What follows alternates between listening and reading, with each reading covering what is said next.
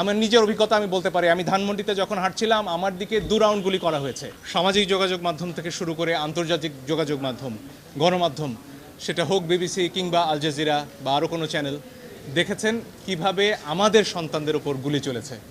আল জাজিরার একটা ছবি, সেনাবাহিনীর সদস্যরা অটোমেটিক রাইফেল নিয়ে শুয়ে পড়লেন লাইন দিয়ে, তাদের 20 গজ দূরে নিরস্ত্র সাধারণ মানুষ, আমরা, আমার দেশের জনগণ, তাদের দিকে সেমি অটোমেটিক রাইফেল থেকে গুলি চলল।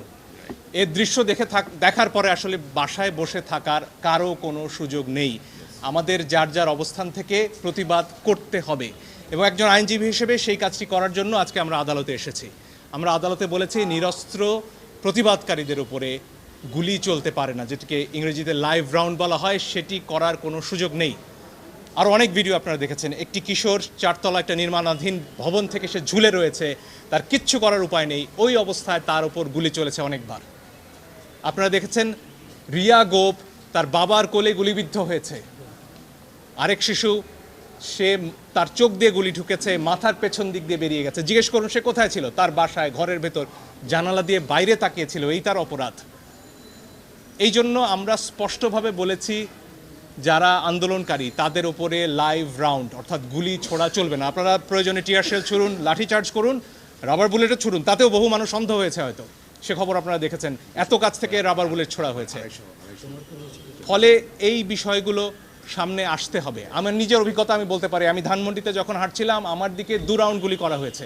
তাদের পোশাক পরনে ছিল না, আমি জানি না তারা কারা, পিস্তল থেকে গুলি হয়েছে, কারণ আমার হাতে ক্যামেরা ছিল, কোনো প্রমাণ তারা রাখবেন না, কিন্তু প্রমাণ ধ্বংস হয় না আজকের দুনিয়ায়, প্রমাণ পৌঁছে যায়। আরেকটি দাবি আমরা করেছি পরিষ্কারভাবে, ছাত্ররা সারা বাংলাদেশ থেকে আজকে বলেছেন যে 6 জনকে ডিবি অফিসে রাখা হয়েছে, তারা সেখানে বন্দী।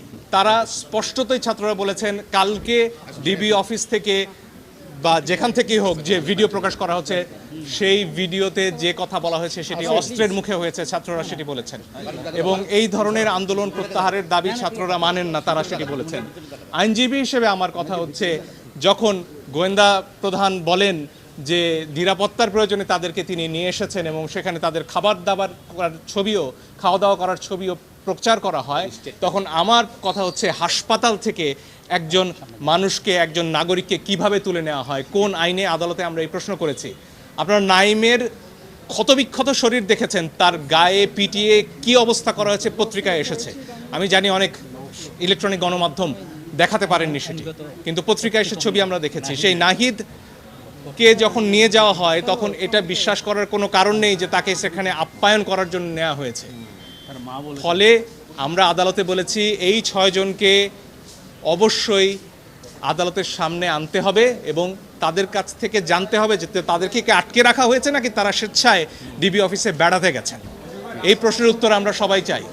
আদালত সরকার পক্ষকেও শুনেছেন, সেখানে অ্যাডিশনাল অ্যাটর্নি জেনারেল ছিলেন এবং যদিও রুল ইস্যু হওয়ার আগে শোনা যায় কিনা সেটা নিয়ে হয়তো স্যার আপা বলবেন, কিন্তু আগামীকালকে এই বিষয়ে আদেশ দেবেন এবং কালকেও আসলে শুনানি করার এবং আমাদের তরফ থেকে প্রমাণ উপস্থাপনের সুযোগ আদালত দিচ্ছেন। ফলে এই দুটো দাবি নিয়ে আমরা গিয়েছি, এই 6 জনকে আদালতে উপস্থাপন করে তাদের কাছ থেকে জানতে হবে যে তারা স্বেচ্ছায় সেখানে আছেন কিনা এবং নিরপরাধ নিরস্ত্র যারা বিক্ষোভকারী হন, আন্দোলনকারী হোক, তাদের উপরে লাইভ রাউন্ড গুলি ছোড়া যাবে না, অ্যাসল্ট রাইফেল দিয়ে ট্রিগার চেপে বসে থাকা যাবে না।